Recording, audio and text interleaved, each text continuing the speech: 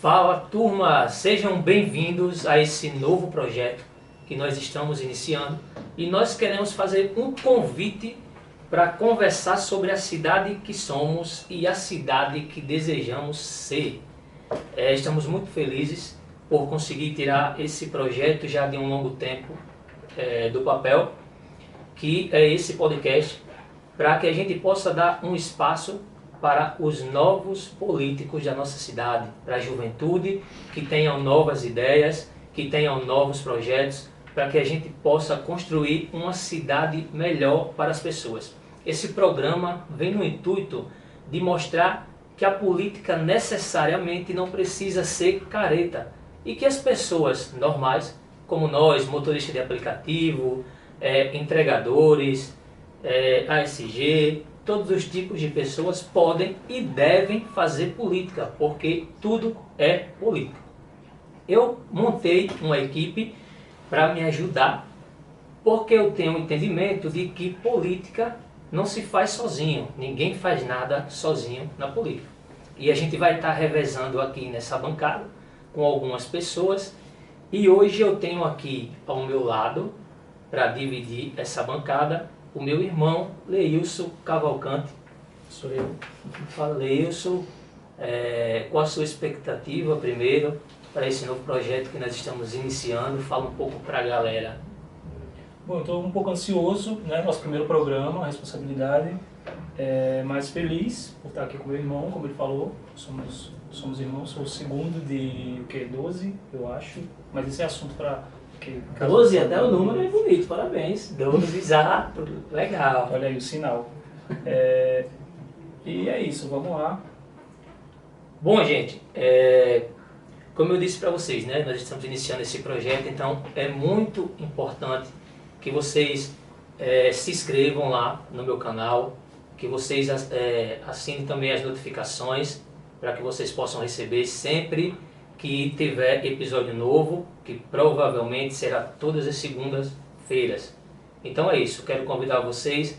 Já ia me esquecendo também, o Mário ou o Guga, que são os nossos auxiliares aqui, os nossos produtores, vão estar colocando também um QR Code na tela, que é para que vocês possam nos estar ajudando nesse início de projeto. Vocês sabem que um projeto como esse não é fácil e não é barato de se fazer.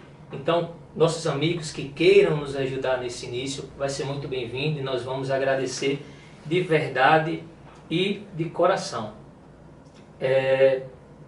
Então, eu quero apresentar para vocês hoje o nosso primeiro convidado, que não poderia ser diferente.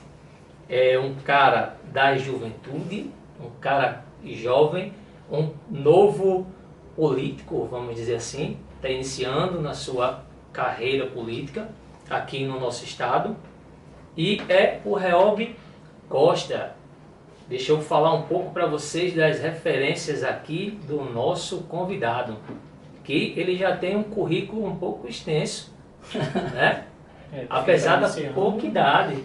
Nem tão pouco assim, mas... Não, tem que ser, porque a idade é mais ou menos a mesma, então tem que ser. Sem citar números, por Isso, favor. sem citar números. Vamos lá. Ele é ex-coordenador político do Centro Acadêmico de Pedagogia UERN Mossoró. Temos aqui um professor, hein? Isso é muito bom.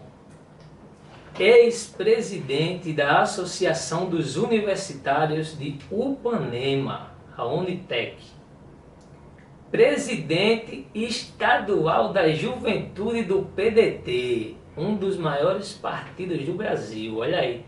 E não é qualquer partido não, está falando do PDT, o partido de Leonel Brizola, Darcy Ribeiro e agora do grande Ciro Gomes, o nosso presidenciável. E ele está assumindo, olha só, a presidência do PDT de Upanema. É um currículo bem extenso, hein, como eu falei no início.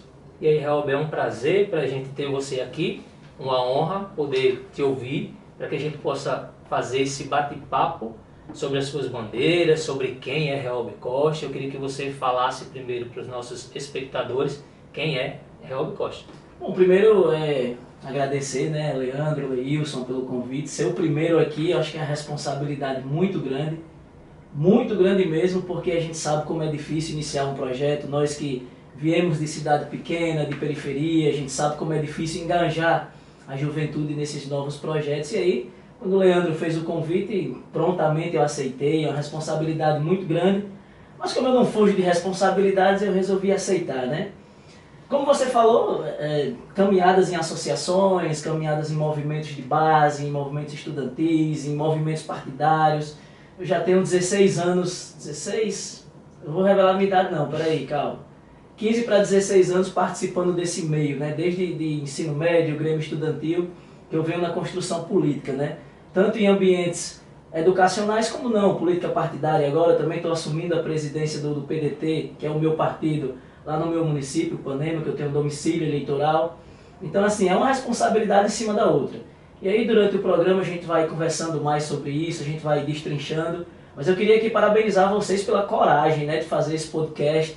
A gente sabe que é uma coisa que está em alta nesse momento, mas principalmente é uma coisa que requer muita coragem.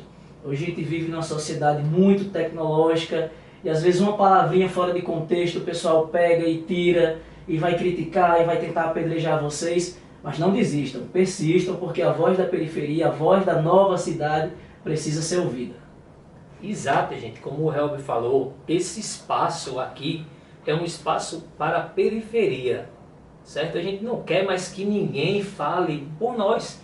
O que a gente mais vê é gente, que hoje em dia também está na moda falar isso, né? Que não tem lugar de fala, querendo tomar o nosso espaço, como se falasse pela gente, alguém que não vive o nosso cotidiano, alguém que não sabe o que é a vida realmente da periferia. Ele não sabe que se tem pão na padaria cedo, é porque a periferia acordou mais cedo.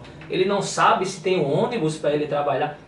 É até meio difícil falar sobre o ônibus aqui em Natal, porque está faltando muito, né? Está faltando muito. Ô prefeito! Ô meu prefeito! Mas é isso, se tem o ônibus também para levar o trabalhador, é porque a periferia acordou mais cedo. Né? Então esse espaço aqui é para dar voz a essas pessoas. Chega desse povo que nem nos conhece, querendo se intitular da nossa causa, né? Se beneficiar da nossa causa, onde eles muitas vezes nem conhecem. Não, esse espaço aqui é realmente para pessoas como o Reob, né? Que vem lá de Ipanema, natural de Ipanema, mas que vem galgando na política, sem passar por cima de ninguém. Então é para essas pessoas, pessoas da periferia. Esse espaço é da periferia. Esse espaço é da periferia. Realmente, você falou que já há quantos anos você... Não, são poucos. Não, que você começou Sem fazer as contas, mas... sem fazer contas, só para recapitular. Minha atuação política se deu a partir do ensino médio. Sim. Então aí lá se vão 15, 16 anos. Praticamente de berço. Você tem político na sua família? Não. Minha Não. família não tem um histórico de envolvimento na política. Foi uma paixão que eu descobri muito cedo, né? Uma paixão que eu descobri na época. Ou seja, não podemos se preocupar, ele não é um oligarca. Não pertence a oligarquias, pessoal. Isso é muito importante também. Pode continuar. E aí a gente, na época, estudava aqui em Natal, na escola Winston Churchill, ali no centro, na Rio Branco.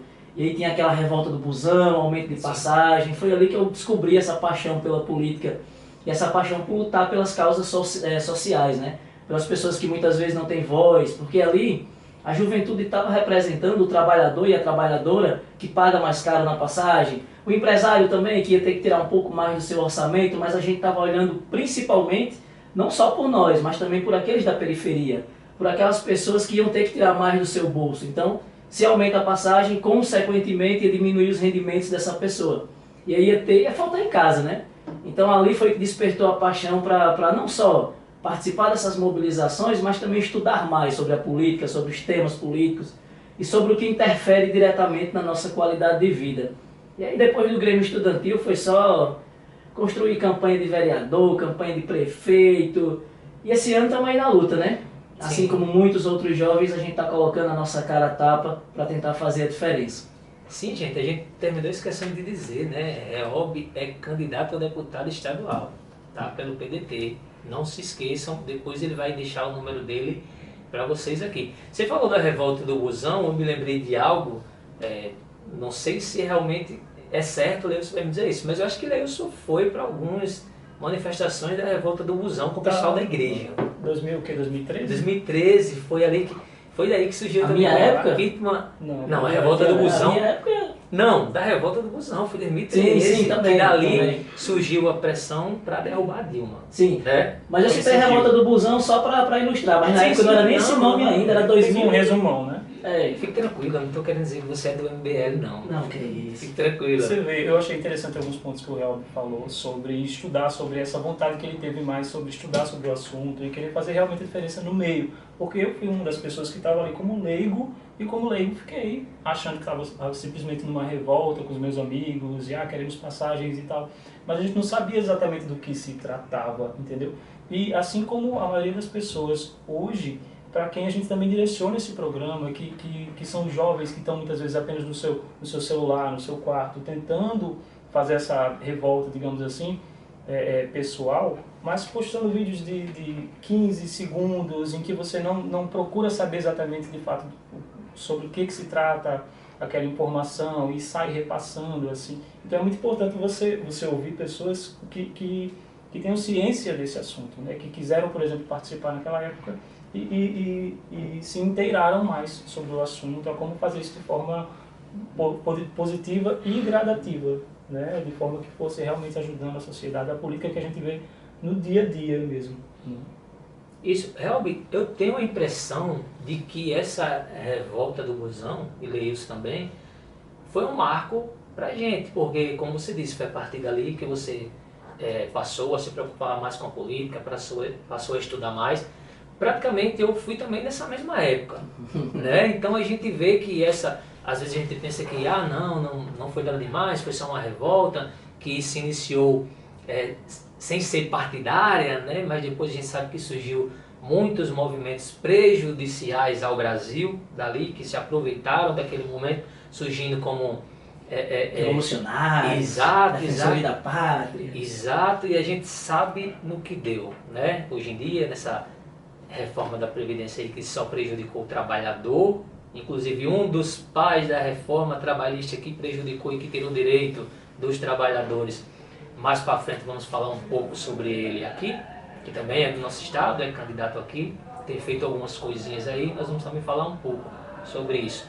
Então, a partir desse momento eu vejo como um marco, muitas pessoas procuraram a entender mais, começaram meio desnorteadas, né, sobre para onde ir, é uma revolta e tal, depois vamos derrubar a Dilma sem saber nem o que era, o que tinha acontecido, muitos começaram assim, e depois a gente foi entendendo um pouco, procurando entender, procurando estudar e se encontrando um pouco qual era o nosso campo político ali, mas eu vejo que essa revolta foi muito importante para isso, se não acordou realmente o gigante no sentido de todo mundo hoje em dia entender de política, que a gente sabe que é difícil. Na minha opinião, é até um projeto manter o povo nessa situação. Acho que é o único projeto que existe no Brasil é o da não educação, que é para exatamente acontecer isso. Briga de torcida e o fanatismo por certos políticos. Você acha que realmente essa revolta do Busão foi um marco para a sociedade, para a gente mudar um pouco o pensamento em relação à política? Eu acho que sim, Leandro. Eu acho que sim. Eu acho que da minha época, muitos começaram a despertar o interesse pela política através desses protestos que aconteceram. Então, assim, é cíclico, né? Isso, eu saí do ensino médio, depois já veio outra galera, e aí já tiveram outros protestos. Então, o interesse pela política, ele parte muito de quando as coisas ao nosso redor começam a não dar certo. Socialmente falando, o que me afetava naquele momento? O aumento da passagem. Então, eu comecei a participar de mobilizações dos transportes e aí me despertou o interesse de estudar o todo. É igual você morar na periferia, se o preço do pão sobe, você começa poxa, por que está subindo? Aí você já desperta o interessezinho para ir estudar, para ir saber, o dólar aumentou, exportação, importação, Aquilo foi, digamos assim, a fagulha que acendeu minha curiosidade política. Então, acredito que ciclicamente isso acontece. Eu vejo, por exemplo, aqui em Natal temos vereadores jovens. As cidades da região metropolitana temos vice-prefeito jovem, mais novo do que eu. Então, isso deve ter surgido em algum momento, em alguma situação social que eles estavam inseridos. Então, assim, A revolta do busão é só um exemplo do que acontece ao nosso redor, né? A gente tem problema com segurança, a gente tem problema com saúde, a gente tem problema com falta de espaço para a nossa juventude, geração de emprego e renda. A nossa juventude que termina a faculdade não tem trabalho. Nós temos problema com a industrialização do nosso país, que está muito atrasada, ela está regredindo com o passar das últimas 3 décadas, para ser mais preciso, só em um recorte de tempo. Então, assim, a gente tem muitos problemas que basta o jovem escolher um para se interessar em estudar, que ele acaba, sem perceber, adentrando em todos os outros. Então, a revolta pelo transporte foi só o meu start dentro dos movimentos políticos. Quer falar alguma coisa disso? Não, assim, dentro ainda desse tema, né, eu queria saber qual a sua opinião com relação a... Tem muitas pessoas que, dentro dessa revolta, por exemplo, saíram tanto desgostosas depois, que se sentiram, digamos, usadas, como foi o meu caso, por exemplo, depois de ver para onde se encaminhou muita coisa, como o Leandro estava dizendo, de pessoas que se aproveitaram do movimento e tal para alguns fins. Eu saí, por exemplo, particularmente saí me sentindo usado e pensei, tipo, bom, tenho uma opinião política, obviamente, senão eu estaria aqui. Faço minhas escolhas, claro, nunca deixo de decidir sobre o que eu quero fazer, mas tentei sempre não me envolver tanto nos debates e tal, simplesmente faço minhas escolhas e não tento... O que você teria para dizer assim para pessoas que se sentem assim, por exemplo, que pessoas que veem, tomam sua decisão ou não tomam, decidem simplesmente que não vão votar mais, não vão até a urna, ou vão e não vão tomar essa decisão, mas que se sentem desgostosas com a política, não só desde a revolta do busão, mas hoje em dia, no meio desse quebra-pau. O que você teria para dizer assim, para essas pessoas que se sentem meio que por fora da situação? Primeiro que essas revoltas, esses protestos, eles servem como estímulo para que a gente possa se aprofundar nessas causas, né?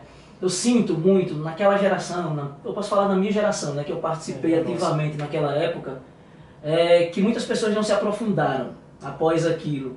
Poxa, mas por que isso aqui está acontecendo? Há quanto tempo o Natal está sofrendo com essa questão dos transportes? Então, o joio e o trigo ele vai existir sempre, sempre. Quando você vê um protesto, quando você vê um problema social e algumas pessoas muitas vezes tomando para si aquilo, à frente daquilo, você tem que analisar se a pessoa está sendo coerente com o que ela falou o tempo todo. Sim. Ou se ela caiu de paraquedas ali e está querendo usar aquele momento só para fins eleitoreiros, né? Às vezes, como o Leandro falou na abertura do nosso programa, do nosso podcast, tem pessoas que querem falar por a gente, tem pessoas que querem tomar a nossa bandeira de luta, tem pessoas que não vivem na periferia e querem falar pela periferia. Isso. Então a gente tem que sempre levantar uma orelhazinha, deixar a orelha em pé em relação a isso. E o que eu sinto é que para uma boa galera não se aprofundou no assunto. Não deram continuidade a isso que eu estou falando, porque ali é só o start, é só o incentivo, não é o ponto final. Então o que falta para essa galera persistir na luta, se aprofundar um pouco mais? Porque vai ter momentos que você vai ser contrariado. Você vai chegar num ponto que a pessoa vai dizer, poxa, não é assim.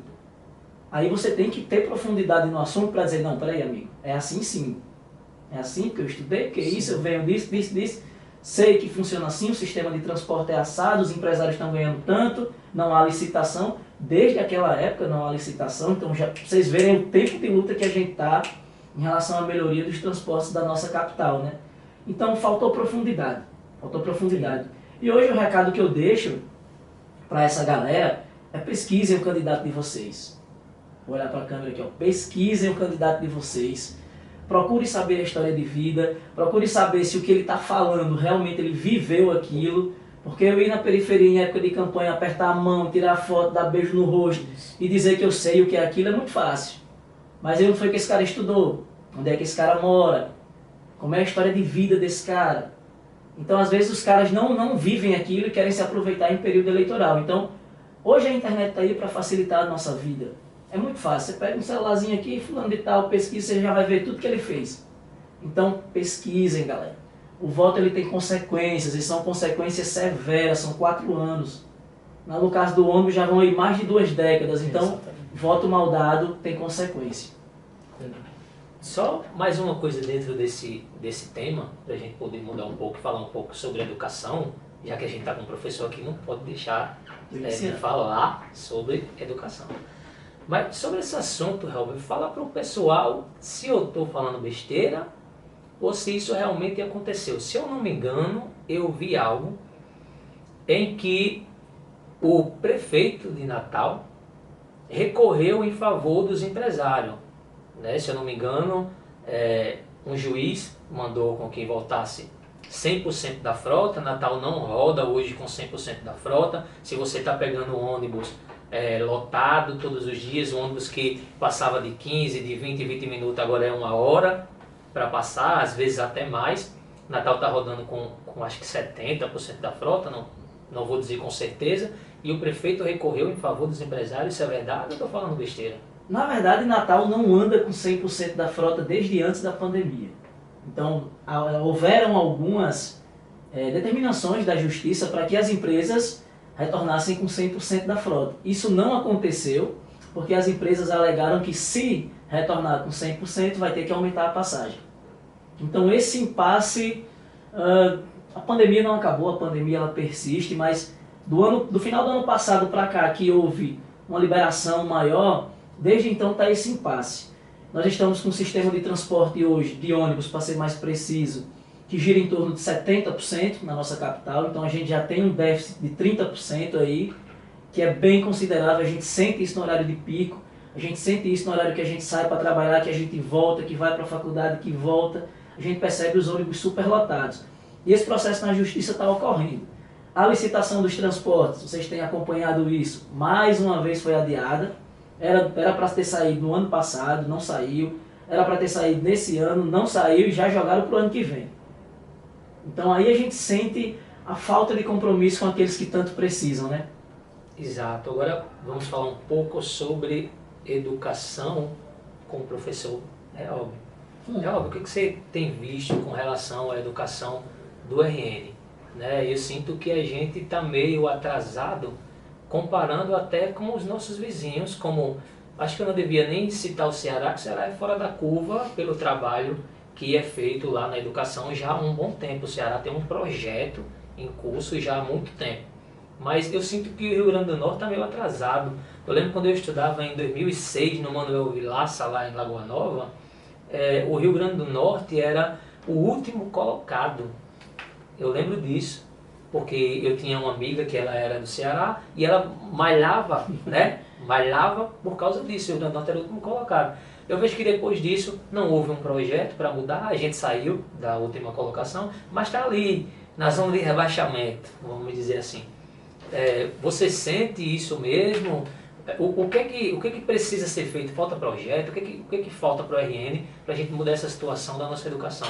Falta, e como entusiasta da educação e participante ativo do PDT, que é o Partido da Educação, que nós temos a nossa principal bandeira de luta, a educação, desde a época de Brizola, de Darcy Ribeiro, o RN não saiu da última colocação, tá? Só para... Nós empatamos com a Bahia, mas estamos ali ainda nos critérios de desempate na última colocação.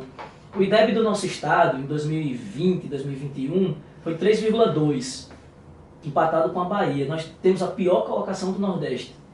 O que falta para o nosso estado? E aí você citou muito bem o exemplo do Ceará, que é aqui vizinho. Primeiro, revisar o modelo pedagógico que nós temos hoje, transformar o espaço escolar em um espaço mais atrativo, um espaço onde as crianças, como no Ceará, e aí no Ceará a gente também não pode generalizar, na maioria das cidades, não é em todas, porque tem cidades que não possuem recurso para isso ainda, mas já há um projeto em andamento para que essas cidades também acompanhem as demais. Lá o aluno vai para a escola e tem uma recreação onde ele pode estudar robótica. Lá o professor tem uma qualificação continuada, que ele está sempre fazendo palestras, se desenvolvendo, antenado no que está acontecendo no mundo, como é que ele pode estimular esses alunos. Por isso que o IDEB do Ceará é hoje o que é. Por isso que as escolas públicas do Ceará se destacam.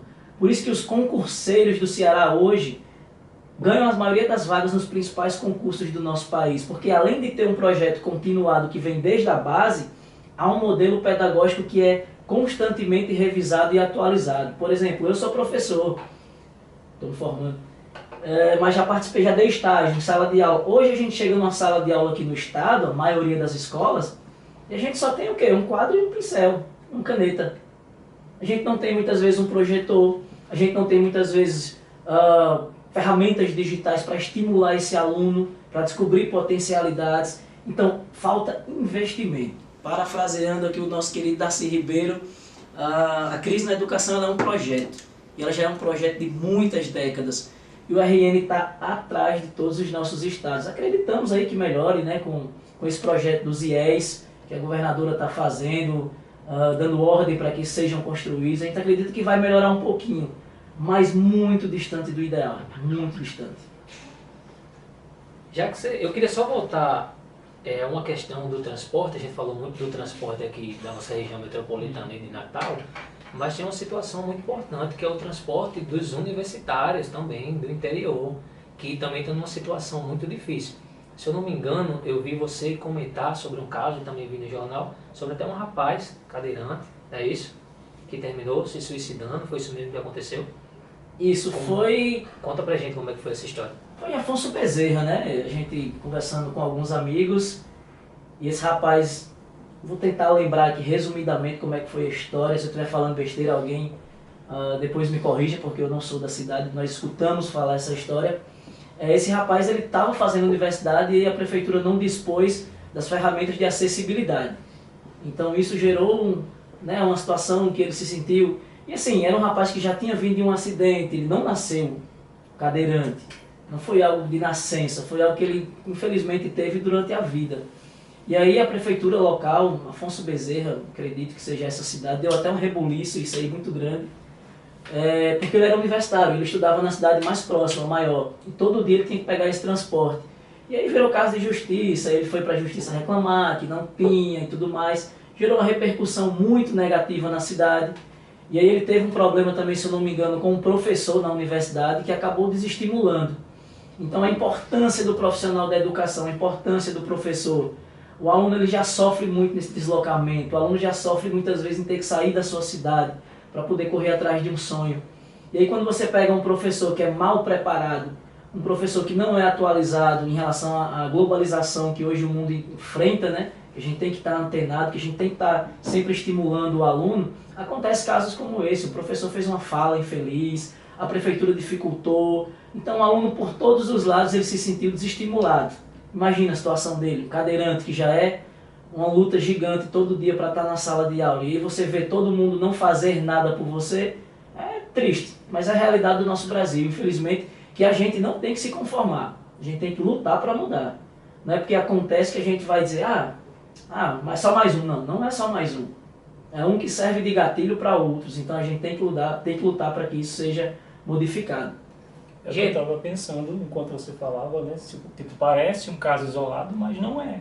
Tem pessoas que, ela pode não ser cadeirante, mas se identificam com essa informação, com o fato de não se sentir acolhido pelo próprio Estado, pelo próprio governo, para continuar investindo na sua educação, né?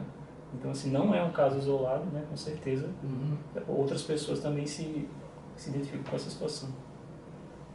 Agora, uma pergunta muito importante que a gente quer fazer para você. Eita! Deixa eu só dar uma olhadinha aqui no nosso roteiro, gente. Como é a primeira vez, a gente tem que ver um pouco aqui, porque a gente esquece das coisas também. A gente é novo, mas a gente esquece. A gente quer saber de você, Helg, qual a avaliação que você faz sobre o mandato do governo Fátima Bezerra nesses 4 anos aí?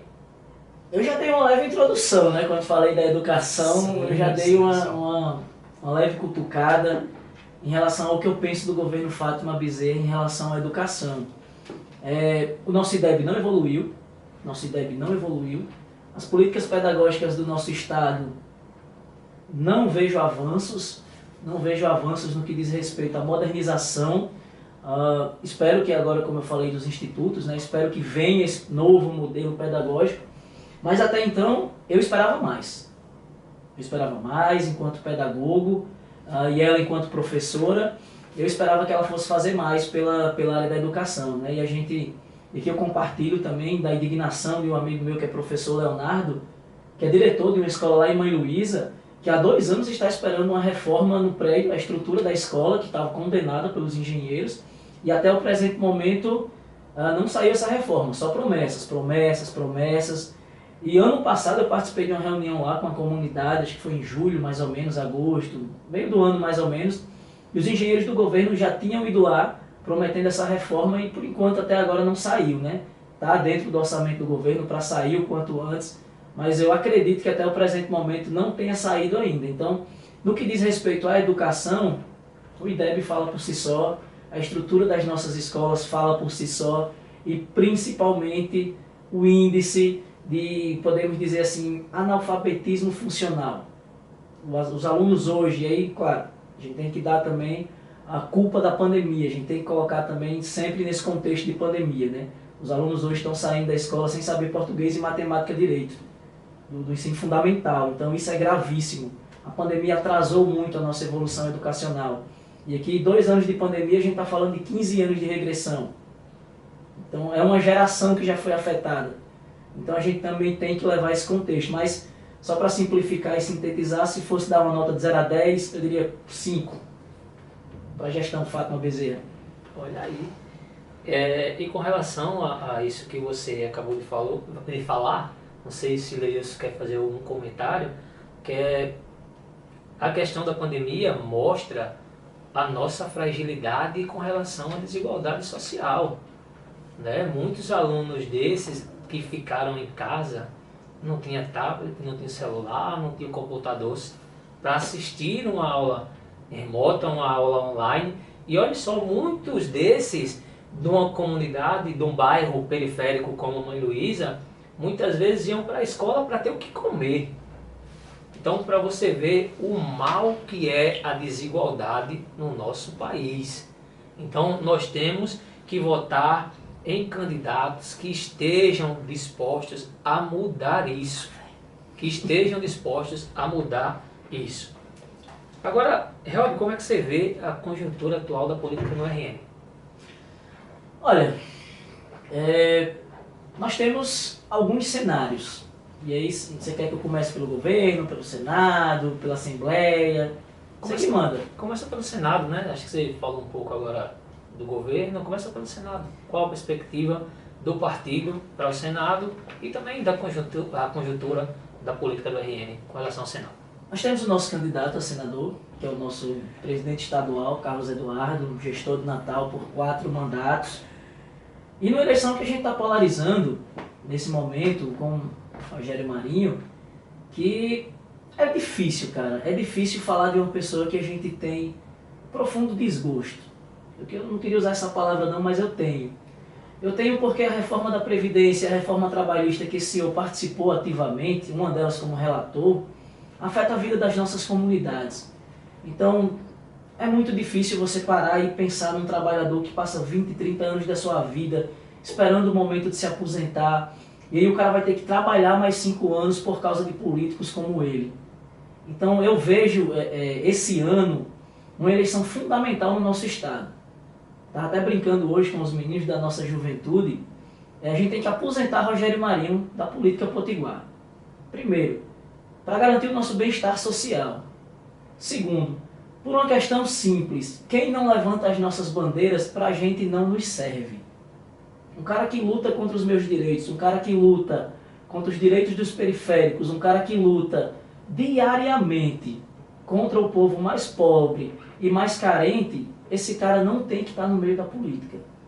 2018, a eleição de deputado já foi o primeiro recado, que ele perdeu na reeleição dele, e esse ano vai ser o segundo. E o que eu puder fazer para que caras como o Rogério Marinho não estejam mais no meio da política, eu vou fazer. Conscientizando as pessoas ao meu redor, conversando com os meus amigos, porque Rogério Marinho representa um retrocesso que a gente não quer mais voltar. A gente tem que pensar adiante agora, a gente tem que discutir política com projeto, a gente tem que discutir política com a juventude, a gente tem que saber o anseio das pessoas. E qual é, como a gente falou lá no começo, qual é a representatividade que Rogério Marinho tem? Qual é a comunidade que Rogério Marinho nasceu, cresceu, ou como gestor contribuiu? Então, esse ano o meu recado nas urnas vai ser pelo Fora Rogério, com todas as forças que eu tiver. Pô, que voz que ele representa, né, das comunidades, como o Leandro está bem parafraseando. Eu me lembro de forma bem ampla, de pouco antes do início desse atual governo, ter uma imagem de Rogério Marinho e que algo, um político que tinha dado errado. Era essa imagem que eu tinha, um pouco falando de forma bem... E deu muito errado. Claro, e tipo, de repente, veio o atual governo e ele simplesmente surgiu de novo como alguém que não tinha dado errado ainda. Parece uma imagem assim, uma imagem de um aproveitador, sei lá, sabe? Pelo menos para mim, como leigo, como eleitor, apenas vendo de longe, como alguém, olhando para alguém que eu não votaria, mas que de forma clara eu olho e penso, esse não. Sabe? Não deixa de ser, né? A política ela representa muito uma guerra, no bom sentido, não no sentido que vocês quiserem também, das periferias contra as pessoas que têm mais recursos. É uma guerra de classe mesmo. Rogério Marinho não representa a periferia. Rogério Marinho defende o interesse do capital, das pessoas que têm mais condições, dos empresários, dos grandes empresários. Não é empresário médio, falando de grandes empresários, caras milionários. Então, nesse momento, por que ele surge esse ano, disputando a eleição? Porque ele foi bom no passado? Porque a população anseiava que ele voltasse? Não. Porque ele representa uma classe que tem interesse em permanecer dominante, que ele esteja no poder. Por isso que ele tem grandes financiadores na campanha dele. Sim. E, gente, isso que o Help falou aqui é muito, muito importante. Na política, eu vou falar uma coisa aqui, não quero transformar esse programa num programa religioso, mas na política tem uma passagem na Bíblia que Jesus disse assim: ninguém pode servir a dois senhores, porque você há de agradar a um, né, e chatear o outro. Na política funciona basicamente dessa forma. Não querendo criar guerra entre trabalhadores e empresários, mas é uma luta de classe. O empresário não vai votar num candidato que beneficie trabalhadores. Ele não vai votar num candidato que beneficie trabalhadores. Então, assim, é nisso que você tem que ver. Eu acho que saiu no Agora RN que Rogério Marinho recebeu uma doação, de Flávio Rocha. Você sabe quem é Flávio Rocha? Flávio Rocha é um dos maiores empresários do Rio Grande do Norte, isso ninguém pode negar. Muito, na minha opinião, por conta do pai dele, né? Que realmente, para mim, é que era um grande empresário. Nada contra, nada contra. É um grande empresário do nosso estado. Mas o Rogério Marinho recebeu doações para sua campanha, do Flávio Rocha. A quem você acha, trabalhador, que se Rogério Marinho for eleito, a quem é que ele vai servir? É a você? Então é isso que você tem que olhar, é isso que nós temos que olhar, né? A quem o cara vai servir? É fácil isso na política. Tem um ditado que diz assim: você quer saber em quem você, trabalhador, tem que votar? Descubra em quem seu patrão vai votar. Aí você vota no outro. No oposto. Exato. Não, só para ficar claro, Leandro, perdão interromper, fica à vontade. É que não é a gente não quer abolir os empresários. Isso, não, jamais, jamais. Não é isso. Nós que defendemos, através do nosso Projeto Nacional de Desenvolvimento, o PDT, né, através do nosso presidenciável, Ciro Gomes, a gente defende uma reindustrialização do Brasil. Que o Brasil se tenha mais empresários, se tenha mais empresas, exato, se gere mais empregos, mas que isso se dê numa condição justa. Que o trabalhador não seja explorado, que a reforma não seja agressiva, que o trabalhador não tenha que esperar mais 5 anos para poder se aposentar. Nós defendemos uma reindustrialização justa, que você ganhe e trabalhe de acordo com o seu esforço, que você não seja mais explorado. E, infelizmente, ainda existem muitos empresários que têm essa visão, que o trabalhador hoje tem que trabalhar mesmo e se contente com 1.200, 1.300. Não é assim. Não é assim. Então é isso que a gente está dizendo aqui, isso que a gente está defendendo, né? Que tem que ter o espaço do empresário, mas a gente está olhando sempre o lado do trabalhador. Exato, que fique bem claro isso, tá, gente? A gente não é contra o empresário de forma alguma. A gente não é. Mas como foi dito no início, esse espaço é um espaço para defender as causas da periferia e do trabalhador. Então nós não somos contra o empresário jamais. Nós entendemos que a iniciativa privada é boa, a geração de emprego, a gente entende que é muito importante a iniciativa privada, mas nós defendemos, exatamente como o Helm falou, o trabalhador. Para me dar uma adiantada aqui, que eu não sei, basicamente, me perdi um pouco aqui no tempo, mas vamos falar doutor. sobre a conjuntura atual da política no Brasil. Como é que você vê essa candidatura aí, Lula e Bolsonaro mais à frente, mas parece que depois da entrevista ao Jornal Nacional, o Ciro andou crescendo aí alguns pontos. Como é que você tem visto? Dá para a terceira via chegar? Dá, e nós estamos trabalhando e acreditando nisso. Dia e noite já acordamos construindo esse projeto e esse sonho. A gente sabe que, infelizmente, a política no Brasil está nivelada por baixo. Por baixo. Sabatinas do Jornal Nacional, o primeiro debate, tudo que tem saído na imprensa, a gente vê um vazio de ideias muito grande, muito grande. Isso assusta. Isso assusta porque hoje nós temos um candidato que nós defendemos a bandeira, não por ser do nosso partido, mas por ser um candidato que apresenta ideias e projetos. Então a gente sente falta, inclusive, de uma renovação política, que se crie, se desenvolva outras pessoas, outros candidatos que têm essa linha de defender projetos. Então, infelizmente a eleição está polarizada, mas eu já vejo um sinal de melhorias, já vejo um sinal de muita gente estar acordando, está querendo fugir um pouco disso, dessa agressividade que tem acontecido, e é aí que o Ciro entra. É aí que o nosso projeto nacional de desenvolvimento entra, e eu acredito que sim, há tempo, e a gente vai sair vitorioso dessa campanha. Vai ser, acho que, a maior reviravolta da história de uma eleição no Brasil. Um candidato em um mês sair de 6, 7% para o segundo turno para chegar à vitória. E a gente trabalha acreditando nisso. Sim, isso é muito interessante. E o Help falou um pouco sobre o PND para os mais íntimos, né? Que são as siglas do Projeto Nacional de Desenvolvimento, que todo país sério deveria ter. E o Brasil não pode deixar de ter um projeto nacional de desenvolvimento com metas claras, porque o que a gente tem visto é que a gente está tipo como se a gente estivesse num barco à deriva sem direção, né? Entra presidente, sai presidente, a gente não sabe onde a gente quer chegar, a gente não sabe quais são as nossas metas na educação, a gente não sabe quais são as nossas metas na segurança pública, a gente não sabe quais são as nossas metas na saúde. Então, assim, fica complicado, né? É uma gestão de um país muito complexo. E até para rever certas políticas, como a política de drogas que aconteceu no Brasil, copiada dos norte-americanos, que hoje, quando o Lula assumiu, né? Aí vai uma crítica aos governos do PT, quando o Lula assumiu, tinha pouco mais de 200 mil presos. Hoje tem mais de 1 milhão de presos, a maioria jovens, negros da periferia, que muitas vezes têm como primeiro crime a posse de uma pequena quantia de droga. Entenda, a gente não está defendendo drogas aqui não, longe disso.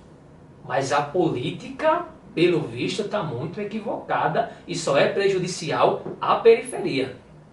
Então algumas políticas precisam ser revistas, e é revista através de um projeto. Você também pensa nisso, Reob, não só com relação à segurança pública, mas com relação à educação e outras questões? Penso igual, e para ser bem sintetizado, a gente já está com o tempo avançando, eu acredito que, primeiro, essa política antidrogas, anticrime, seja lá qual foi o nome que o Lula colocou na época, ela foi muito danosa ao periférico, ao jovem, porque o Ciro fala muito isso e a gente compactua dessa ideia.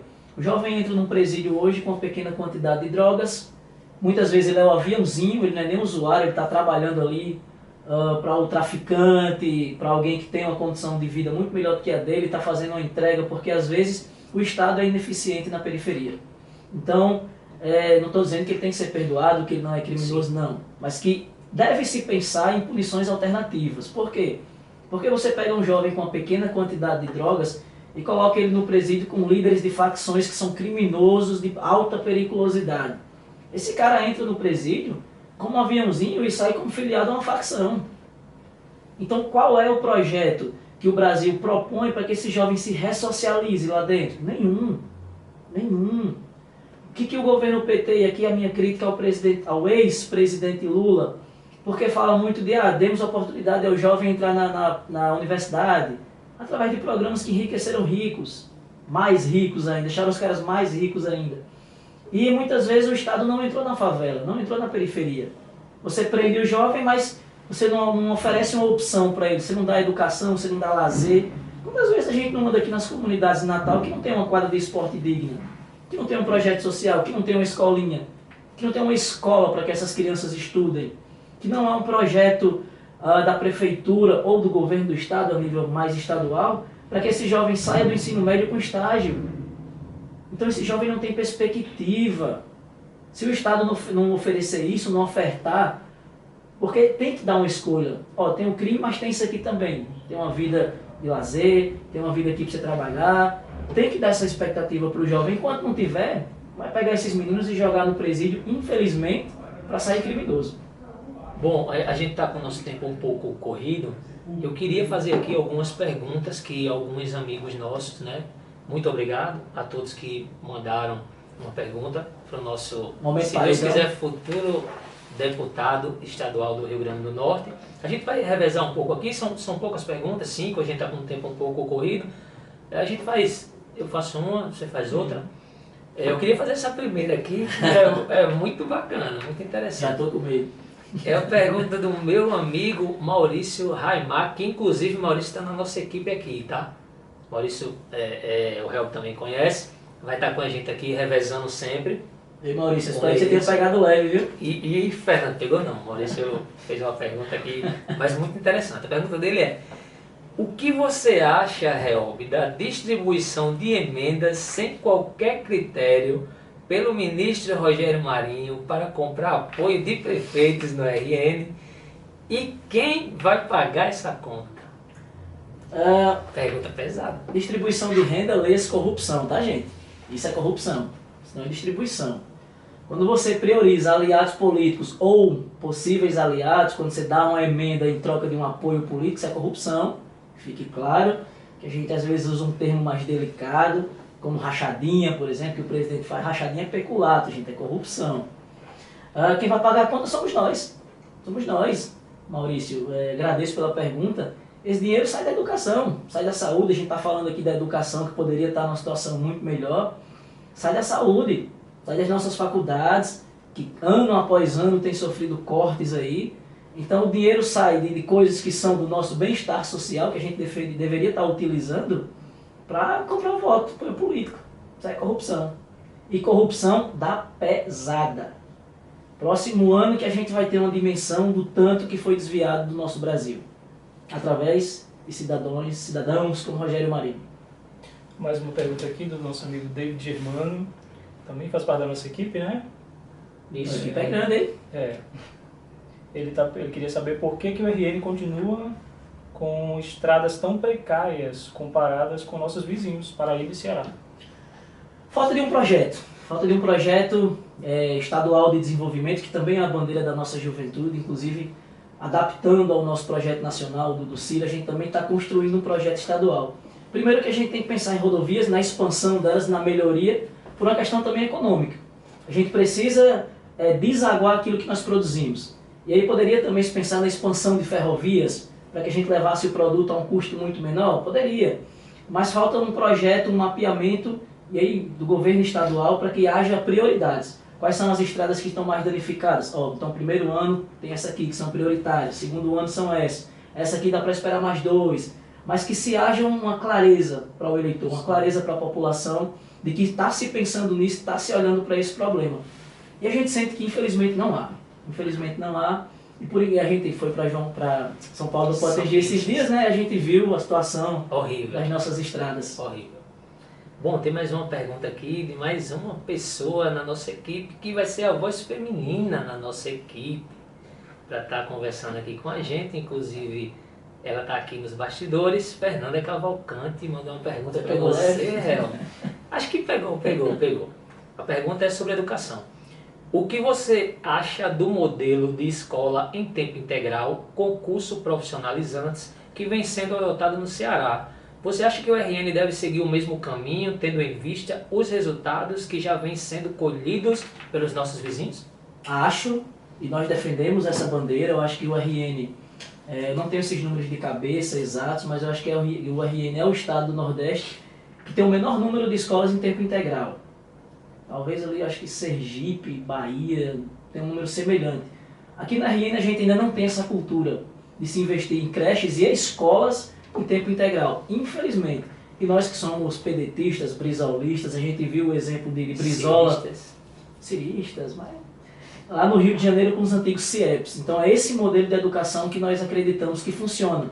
É o jovem que vai para a escola para assistir a aula das disciplinas obrigatórias, mas que também vai para ter o seu momento de recreação, à tarde ou pela manhã, horários invertidos, para que ele saia dessa escola com 3 refeições e principalmente se desenvolvendo em alguma área. O cara que gosta de robótica, ele vai ter o tempo de estudar robótica.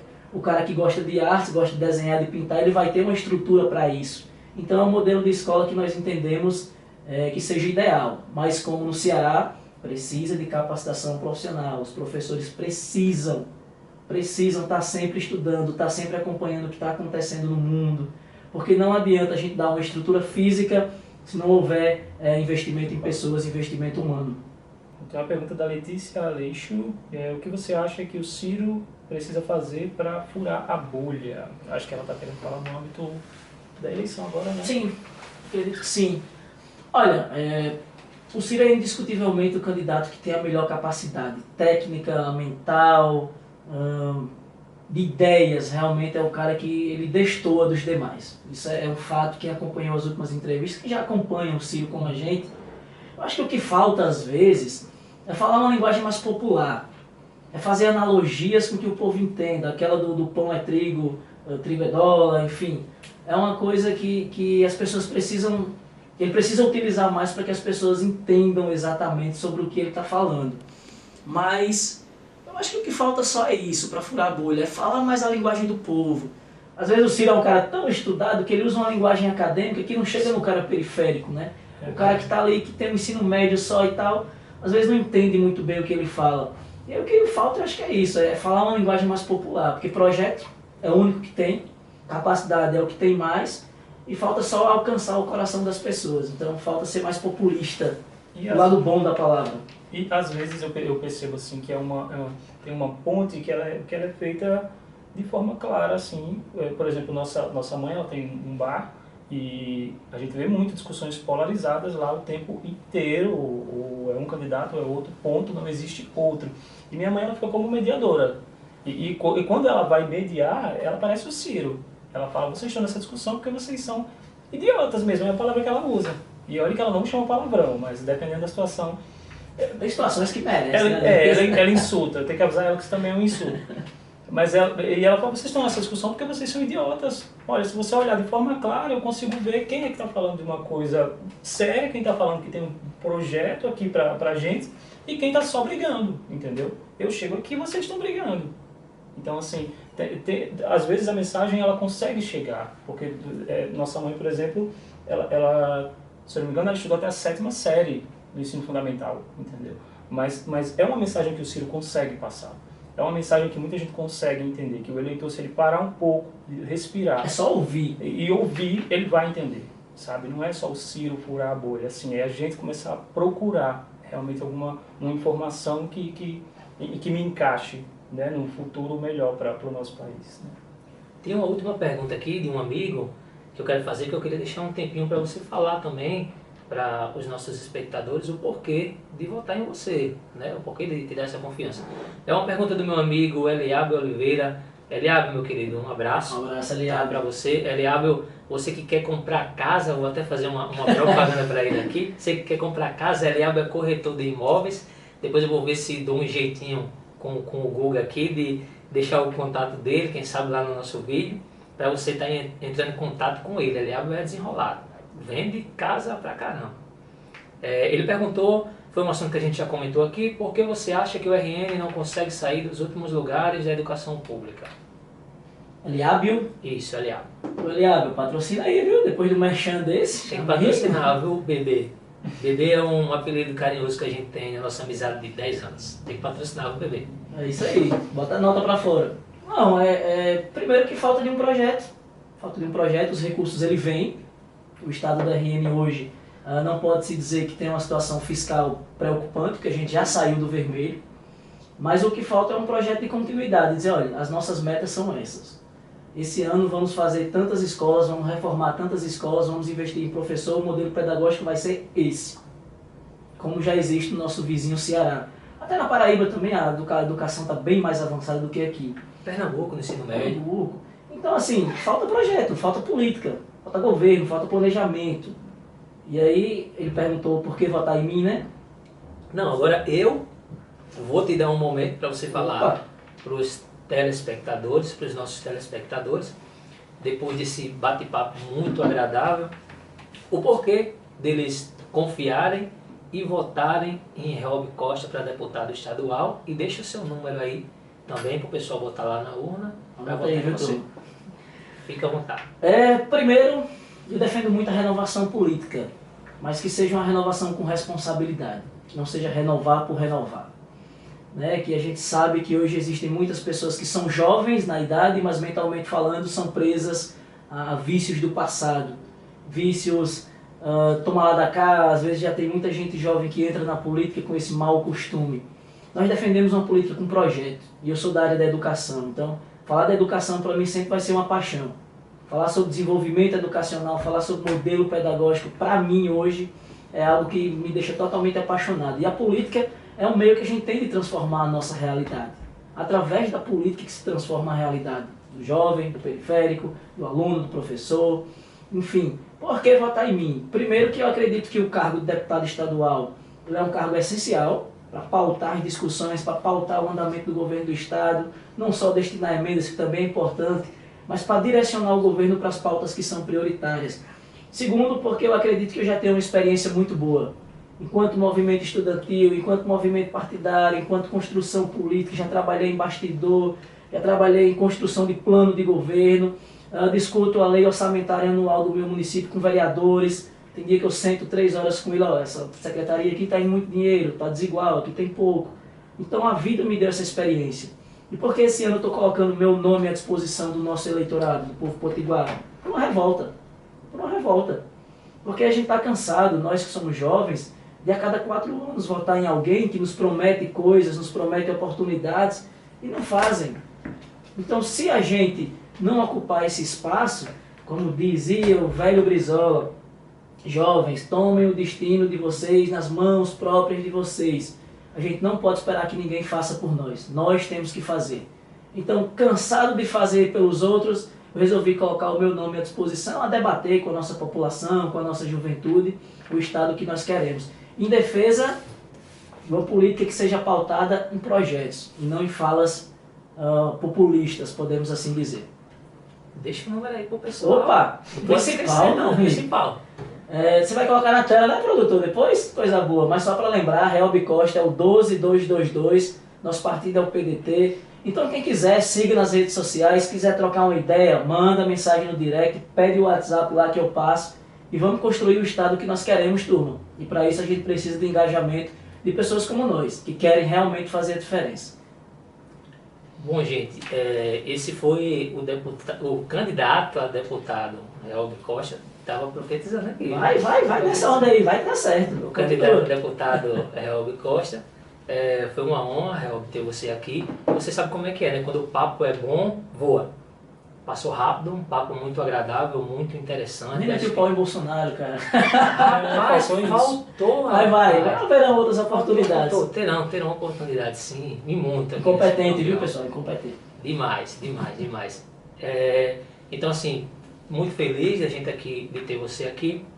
E eu queria dizer para vocês algo sobre o que ele estava falando. Gente, se você olha hoje para a política e não se sente representado por ninguém que está aí, se você acha que ninguém que está aí tem condição de fazer alguma coisa, vai lá, entra, sabe, busca entender como é que funciona, procura um partido alinhado com aquilo que você pensa e vai lá. Tudo é política, gente. O preço do pão é política, o preço da passagem de ônibus é política, o preço do gás é política, o preço da conta de luz é política, tudo é política. Então, assim, se você não se sente representado por ninguém, faz como o Reob. Não se sentia representado por ninguém, tá aí, deu a cara a tapa e agora é candidato a deputado estadual pelo PDT. Deus quer fazer algumas considerações finais? Eu queria agradecer, né? Muito obrigado, Reob, muito bom conhecê-lo e ouvi-lo também, para quem não sabe, estou conhecendo ele agora também. Então, espero que vocês deem essa chance, né, para a nova política, para alguém que quer chegar e renovar a atual conjuntura da nossa cidade, do nosso estado, né? Isso. Bom, turma, só para encerrar, no início eu esqueci de falar só uma coisinha. Você que assistiu o nosso programa, que gostar e que também quiser nos ajudar, além do QR Code que vai estar lá, né, para você fazer aquela velha doação, aquela velha ajuda dos seus amigos Que é sempre aqui, bem-vinda. que será sempre bem-vinda, ficaremos sempre gratos.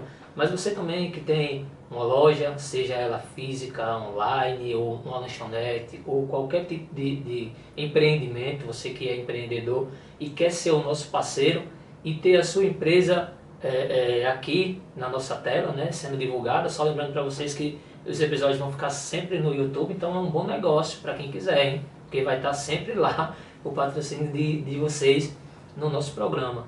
Então a gente vai deixar depois o contato também para vocês entrar em contato conosco e virar nossos parceiros aí nessa caminhada, em nome de Jesus, por uma mudança na política da nossa cidade. Ajuda nós aí, turma. Exato, e do nosso estado.